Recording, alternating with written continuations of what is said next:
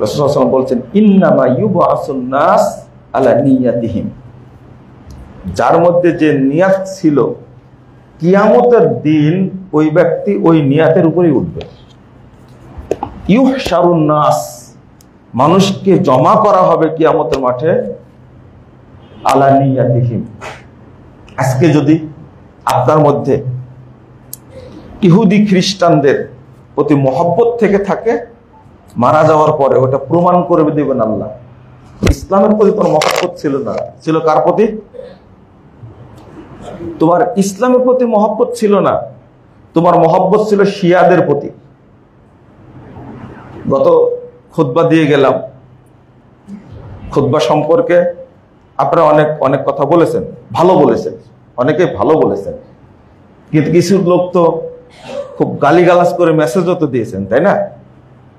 আপনার ভিতরে যে শিয়া প্রীতি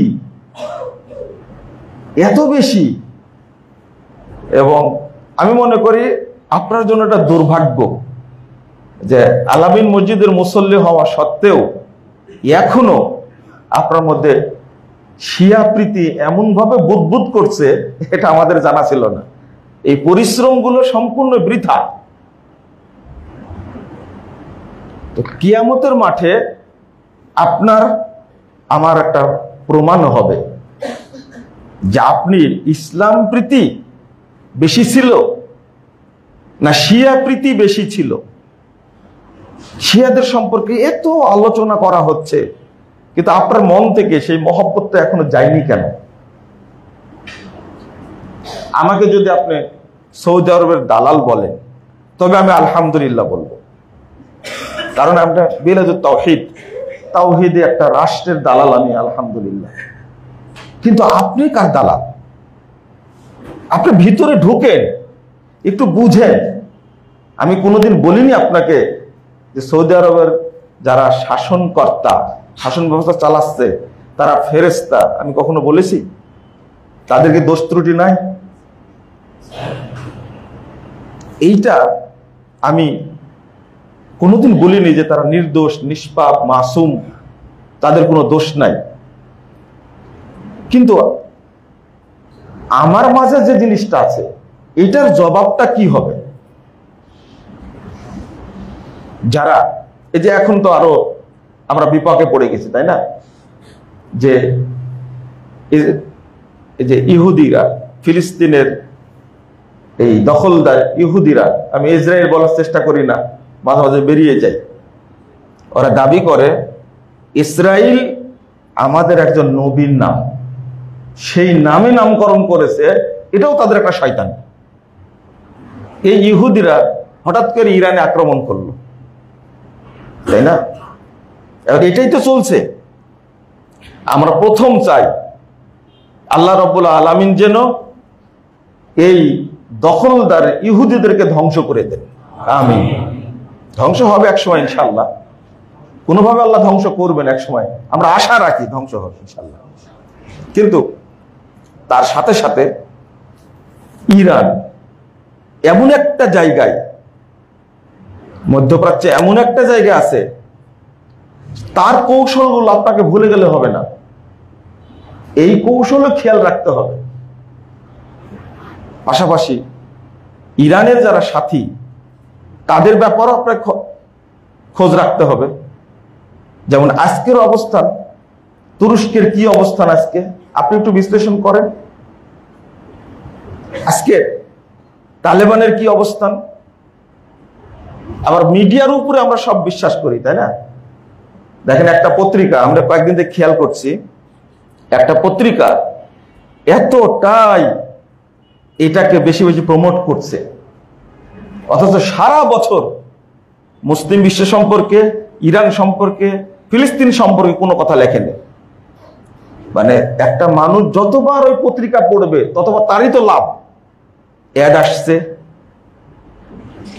গত এই যে ফিলিস্তিনের হামলা নিয়ে এক বছরে 20 বিলিয়ন পাউন্ড রয়টার্স পত্রিকা শুধু তারা লাভ করেছে 20 বিলিয়ন পাউন্ড। আপনি চিন্তা করতে পারছেন? শুধু খবর প্রচার করে। এটাতে তাদের লাভ হলো আমরা যত প্রচার করব ব্যবসা তত বাড়বে। আমাদের দেশের পত্রিকাগুলো কিন্তু এই লোভটা তারা নিয়ন্ত্রণ করতে পারেন, তারা বলগাহীনভাবে প্রচার করছে। যত প্রচার করা যাবে তাদের জন্য তত লাভ হবে। কিন্তু সত্য ঘটনা কি হচ্ছে এটা আল্লাহ ছাড়া কেউ জানেন না। তখন আমরা ছোট ছিলাম, সাদ্দাম যখন আক্রমণ করেন কুয়েতে, তখন তো আমরা সংবাদ শুনেছি বেশি বেশি, এই সাদ্দাম জয়লাভ করলো, এই 2 দিন পরেই হয়তো বা সংবাদ আসবে আমেরিকা পালিয়ে গেছে।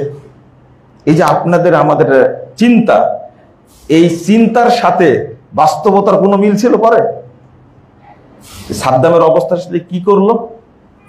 পরবর্তীতে এসে সাদ্দামকে মারলো কারা? এইগুলো আমরা কেউ বিশ্লেষণ করি না, শুধু পরস্পরকে দোষারোপ করে থাকি। না, দোষারোপ করবেন না, আগে জানার চেষ্টা করুন। এই অনুরোধটা থাকবে আপনাদের প্রতি, আগে জানার চেষ্টা করুন। তবে ইমানের ক্ষেত্রে খুব জরুরি যেটা, সেটা হলো, যদি প্রশ্ন করি এখন আপনাদেরকে, ইউক্রেন এবং রাশিয়া যুদ্ধ হচ্ছে, আপনি কার পক্ষে? কারো পক্ষে না। রোম এবং পারস্য যখন যুদ্ধ চলছিল, এই দুইটার কার পক্ষে মুসলিমরা ছিল? পারস্যের পক্ষে না রোমের পক্ষে? দুইটাই কি মুসলিম রাষ্ট্র ছিল? অঞ্চল কি মুসলিম অঞ্চল ছিল? না। এখন এখানে একটা সূত্র উল্লেখ করেন, সেটা হলো, এই বিশ্বে মুসলিমদের সবচেয়ে বেশি ক্ষতি করছে কে? আমেরিকা। আমেরিকা না? আমেরিকাকে যে শাস্তা করতে পারবে, আমি তার পক্ষে আছি। যদি বলেন তাহলে ভুল হবে। আমেরিকা কখনো রাশিয়ার বিপক্ষে যাবে না। আপনি শুধু এই উদাহরণটা আপনি মনে রাখবেন শুধু। এবং রাশিয়া আর আমেরিকা দুইটা যে লেগে যায়, ইউক্রেনের সাথে আপনার ইউরোপ আছে, আমেরিকা আছে, তারা চেষ্টা চালাচ্ছে। রাশিয়াকেও কিন্তু ভালো রাখেনি। আপনারা জানছেন যে 10 লক্ষ সেনাকে হারিয়েছে রাশিয়া। তো পরবর্তী পদক্ষেপ কি হবে? কিন্তু মনে মনে সবাই চান যে আগে আমেরিকা বিচ্ছিন্ন হোক, বিভক্ত হোক। চান না এটা? এটা হলো ট্রাম্পের উপহার। এই যে ইরানে হামলা করা, কার উপহার?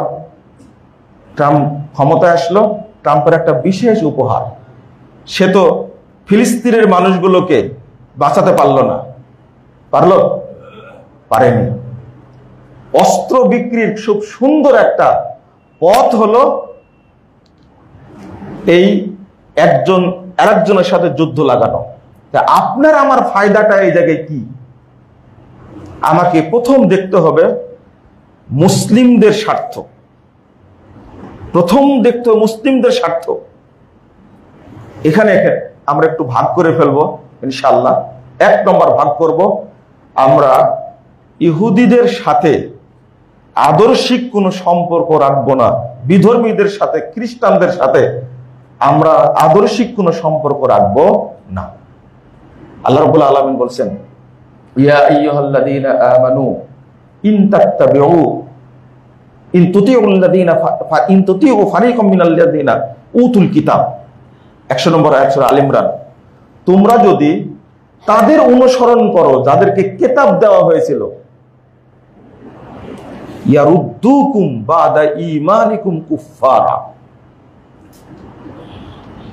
তারা তোমাদেরকে ঈমান আনার পরে তারা তোমাদেরকে কাফের বানায় দিবে। তাহলে আপনি রাজনৈতিকভাবে বা এই যে পররাষ্ট্র নীতির ক্ষেত্রে ততক্ষণ কাফের হবেন না যতক্ষণ তাদের সাথে আপনি যুদ্ধে সম্পদের দিক থেকে সহযোগিতা না করবেন। কিন্তু ইয়ারুদ্দুকুম বাদা ঈমানিকুম কাফিরিন, ইহুদি খ্রিস্টানরা চায় মূলত ঈমান ধ্বংস করে মুসলিমদেরকে কাফের বানাতে। এটা আল্লাহ বলে দিচ্ছেন। তাহলে প্রথমত আমরা বিধর্মীদের কোনো আদর্শের অনুসরণ করব না।